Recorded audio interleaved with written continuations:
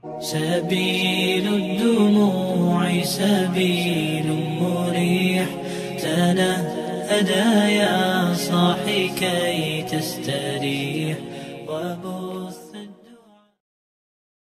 Bismillahirrahmanirrahim. Assalamualaikum warahmatullahi wabarakatuh. Innal hamdalillah nahmaduhu wa nasta'inuhu wa nastaghfiruhu wa na'udzu billahi min sururi anfusina wa min sayyiati a'malina. May yahdihillahu fala mudhillalah wa may yudlilhu fala hadiyalah. Asyhadu an la ilaha illallah wa asyhadu anna Muhammadan abduhu wa rasuluh. Alhamdulillahirabbil alamin. Pada kesempatan kali ini Al-Fakir akan melanjutkan pembacaan kitab Fadilah Amal di pembahasan kitab kisah-kisah sahabat di bab kedua, perasaan takut kepada Allah Subhanahu wa ta'ala, di tema pelengkap kisah-kisah keadaan orang-orang yang takut kepada Allah Subhanahu wa ta'ala. Kisah-kisah tentang perasaan orang-orang yang takut kepada Allah Subhanahu wa ta'ala di dalam ayat-ayat Al-Quran, hadis baginda Nabi Shallallahu alaihi wasallam, dan kisah-kisah orang soleh tidak mungkin diceritakan semua di sini. Namun secara ringkas harus kita pahami bahwa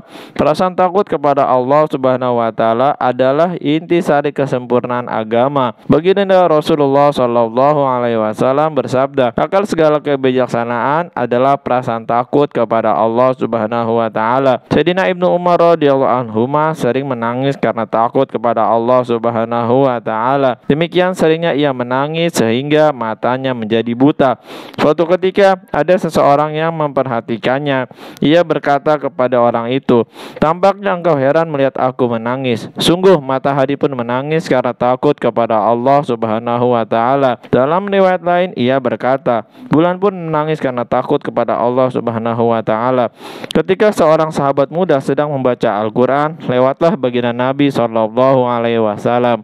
Ketika bacaan pemuda tadi sampai ayat yang berbunyi, a'udzubillahi minasyaitonirrajim, fa idza syaqqatis samaa'u fakanat wardatan kaddihan.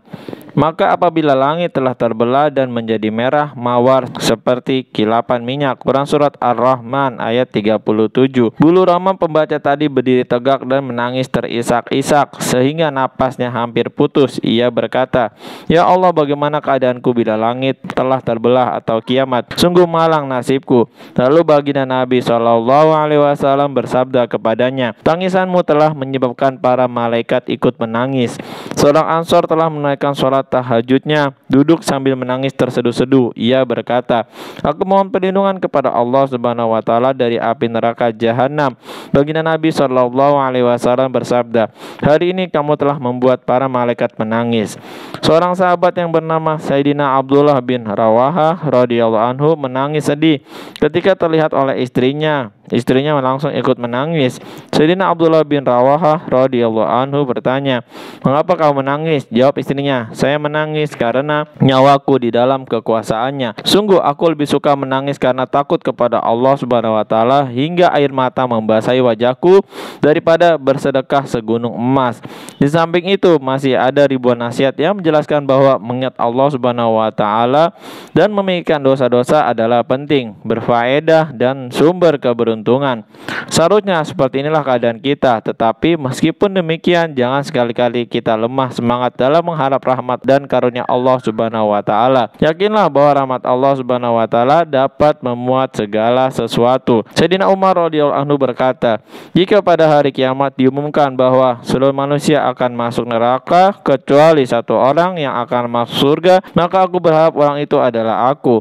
Sebaliknya, jika diumumkan bahwa semua manusia akan masuk surga kecuali satu orang yang akan masuk neraka, maka aku khawatir orang itu adalah aku. Hendaknya kita menggabungkan perasaan takut kepada Allah Subhanahu wa taala dan perasaan harap kepada Allah Subhanahu wa taala dalam hati kita, tetapi khususnya saat sakaratul maut, agar kita lebih menguatkan perasaan harap kepada Allah Subhanahu wa taala melebihi perasaan takut kepadanya. Baginda Nabi Shallallahu alaihi wasallam bersabda, jangan mati salah seorang dari kalian kecuali berprasangka baik kepada Allah Subhanahu wa taala. Ketika Imam Ahmad Ahmad bin Hambal rahmatullahi hampir wafat, ia memanggil anaknya dan berkata, "Bacakanlah kepadaku hadis-hadis yang menambah harapanku kepada Allah Subhanahu wa taala."